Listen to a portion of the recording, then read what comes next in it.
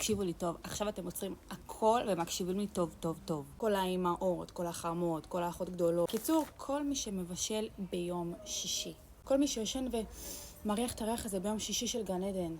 אני מעריכה אתכם, אוהבת אתכם.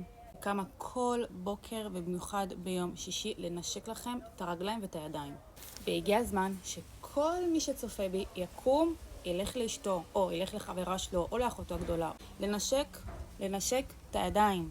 אתם יודעים איזה קשה זה להעמיד סירים, סיר אחד, לא שני סירים, לא שלוש, שולחן מפוצץ באוכל. אתם יודעים איזה פרוצדורה זה להכין סיר אחד? טעם הגן עדן הזה כשהם עושות, אני לא יודעת איך, מה הם שמות, אני לא מושג. הגעתי למסקנה שזה ממש לא מוערך. כאן עוצרת הכל ודורשת מכם לקום ופשוט לנשק להם את הידיים ואת הרגליים. אם את זאת שצופה בי, שזאת שמכינה את כל האוכל לשישי, אז אני מעריכה אותך ומוקירה לך תודה.